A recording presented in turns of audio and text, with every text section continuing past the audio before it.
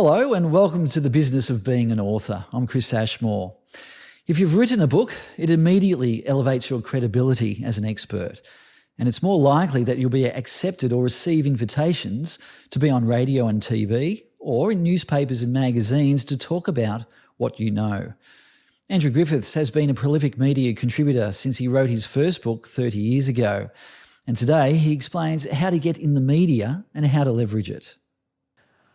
Well, Andrew, you've done a lot of media over the years, over 500 interviews. Probably a lot higher than that now, actually. Really?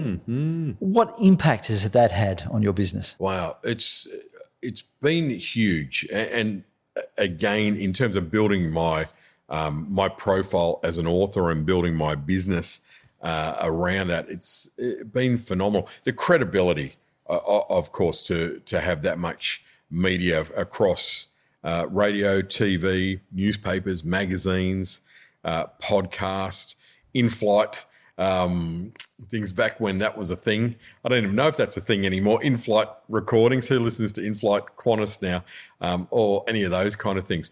But it has definitely helped to position me as an authority and a credible kind of person, a credible thought leader and author in many ways.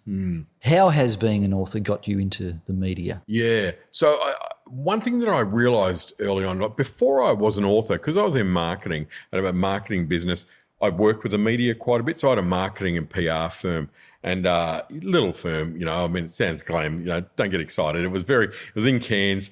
But I had a few kind of good clients. Like I was the PR agent in that part of the world for Cathay Pacific. And that involved, if a plane crashed, I had to be the one to run out to the site with a tarpaulin on the back of the car and cover the tail and do all of those kind of things.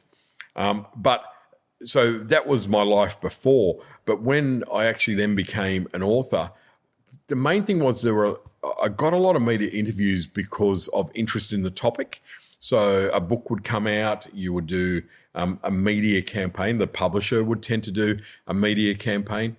And so that definitely made it much easier to get media. And certainly, over the years myself, I know that if I reach out to a media, like the editor of the Financial Review or whatever, someone it might be, the fact of me being an author enabled me to probably open doors that I wouldn't have otherwise. It gives you a credibility piece that is, kind of breaks down the barriers a lot. So being an author is a wonderful, wonderful tool if you want to get media. And of course, the more media you get, the more media you get. So once you've got that, enough of the logos, you've done enough TV or radio or whatever, it tends to get easier and easier to get media. Right. And when you're on TV or radio, you probably don't have much say with what they do with that segment other than broadcasting it to, the thousands of people. But how do you then, as the author, leverage the media? So obviously depending what platform it is, but like things like TV, for example, you can always get a snippet of your interview and you embed that on your website. So without a doubt, that kind of stuff is hugely kind of powerful as well. Even things like whenever you're getting media, you do social media about it, you do a blog post about it, you refer people to, you then leverage that media in that kind of direct way. I also, of course, use all of the logos of the main media that I've been on my website for that credibility piece, and it looks pretty impressive. And again, if a journo or if a media platform approaches you, goes to your media page and sees like 100 logos of media on there, they're far more likely to engage you. And, places like TV, for example, if you've done TV, they'll want you, they're more happy for you to come back and do more TV. Radio, not so much, but everyone is looking for credibility in the people they have on their shows. I think whether it's podcast, radio show, TV, doesn't really matter. So that being an author piece is what opened so many of those doors for me. And the more books I wrote, the more kind of credibility I got. It became a little bit compounding. So now with being on the back end of 14 or 15 books, it's quite very media worthy, I guess is what you would say. But it still applies. If you've just written one book, I don't want to downplay just one book. If you've written a book, again, still the same applies. You are far ahead of the person that you might be competing with who hasn't got a book. So, yeah, it definitely helps us in the media space. And if you've written a book and you want to get the word out there, you've got to be media ready. Can you explain what that means? Sure. So the media is a fickle beast is the easiest way to say it, as you know, Chris. And it's one of those things that if I think I was going on Sunrise and they were talking about a book of mine called The Me Myth, and it was in Cairns. And it was going to be what they call an outside broadcast. So the film guy, camera guy, the sound is all set up. It's going to be a live outside broadcast. So I was set up, ready to go on a Saturday morning at 7 o'clock or something or other, and they cancelled it at the last minute. We're all there, ready to go. Something has happened and there's no time. Went back the next Saturday, ready, here you go, cancelled again. It was the third time, that we finally aired it. But that's the nature of the media. It can be particularly TV and current affairs, news stuff, where plane crashes, people, whatever, something happens, something political happens that's lunacy. Well, that's just normal. But so you get bumped a lot. But it's really, for me, it's about being responsive to the media. If they reach out, they need an answer now. It's about being organised and prepared so that that you're going to be able to deliver on the topic. It's about accessibility as well, because things do change a little bit, all that stuff. It's even things like if a magazine, for example, reaches out to you and says, we need a headshot. It's amazing how much of a struggle it is for them to actually get a headshot sometimes. So for me, I just have a link to a private page on my website that I just send to whoever wants it. Download the headshot, download my bio, there's 10 photos to choose from, whatever it might be. So it's really about how do I make it easy for the media to deal with me? How do I make sure that I'm responsive? How am I able to kind of just really give them what they need as well? And I think, again, that really shows that you're a professional as well, because they're also doing a bit of a risk review. The last thing they want is someone to go on the radio show or the TV or in a magazine or something, and it's like, they don't deliver on when they're live. So being prepared and understand that they're fickle, and, you just got to kind of go with that, with the media as well. Right. Well, other than that and having images ready and whatnot, are there anything else you recommend authors to know when it comes to being media ready? The only other piece that I would add to that, Chris, is to enhance the fact that you do a really good interview, is to just be prepared when you're doing an interview. And what that looks like for me is making sure that I've got a copy of my book handy. So not that you want to hold it up and go, here's my book, but to be able to refer to it. Like I've got a copy of The Me Myth, when I was talking about that TV one there.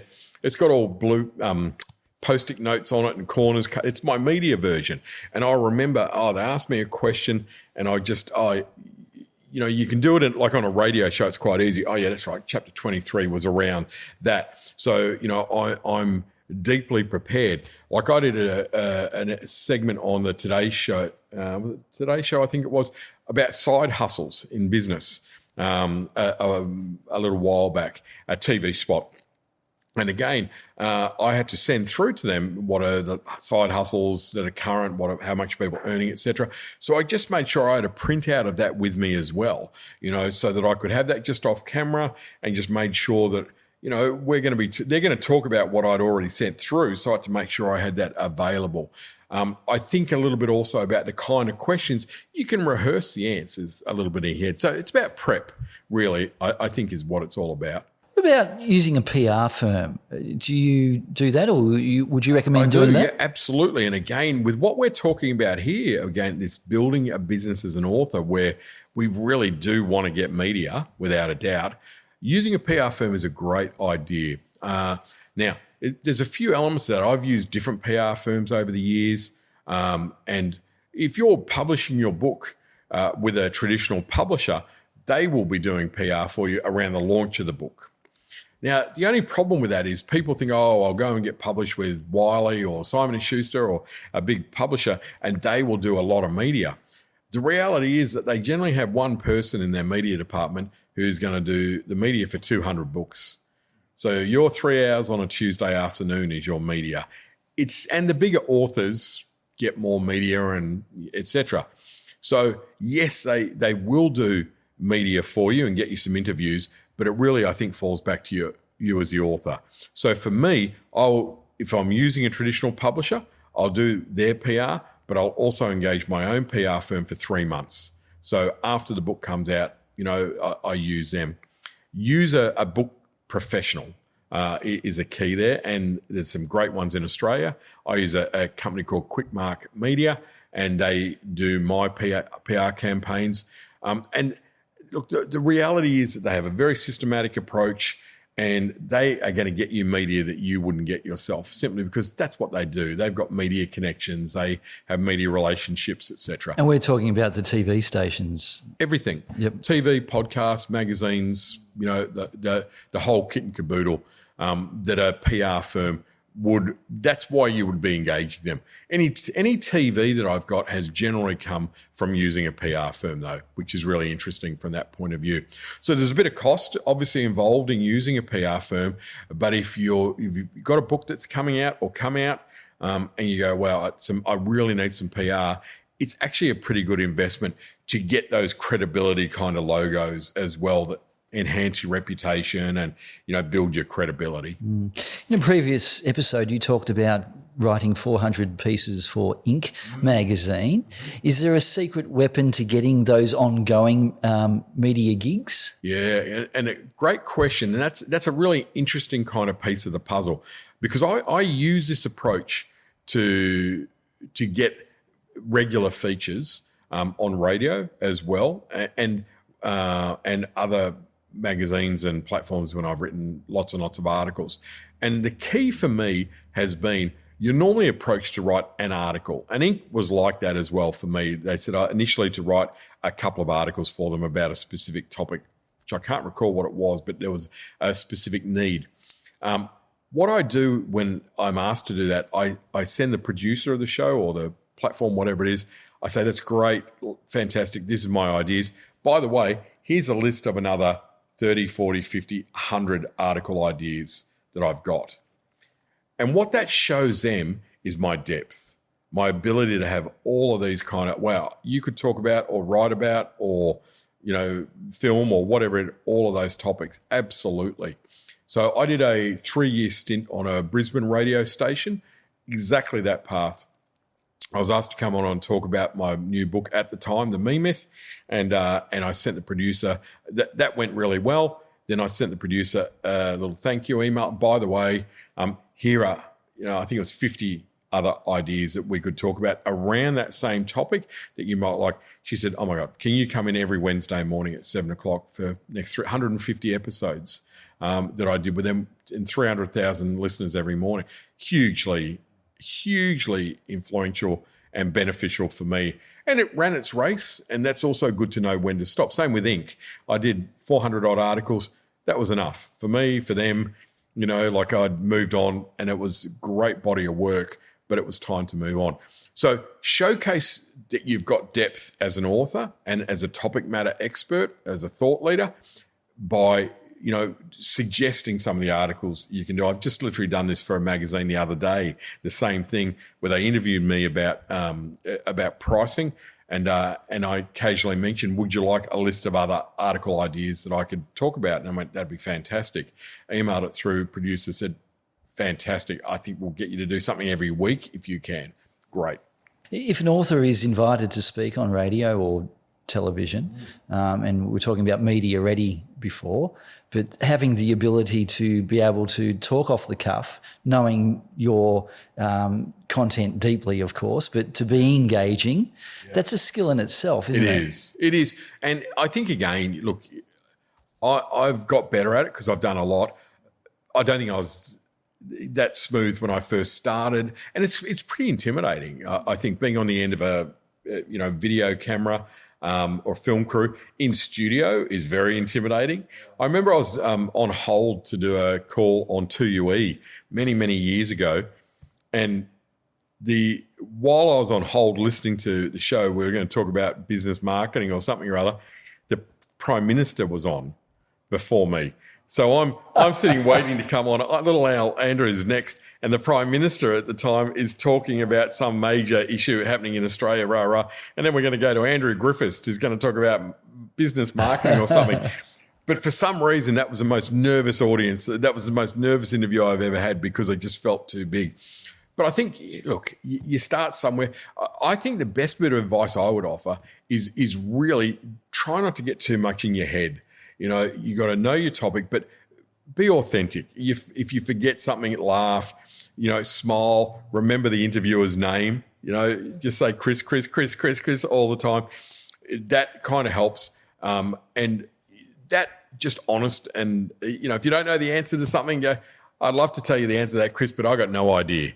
I think we can come across more. And if that looks engaging as opposed to I'm terrified to say anything, it's a better approach, and you'll get better at it the more you do it. It's like going podcasts. I've done 1 million podcast episodes over the years, 500,000 with you, But I look at that and go, you get more relaxed, and your brain gets a little bit better at being less fearful. Oh my God, you're going to ask me something that I won't know how to answer, and you get better able to roll a bit with the punches and just to work with people that are interviewing you. Mm.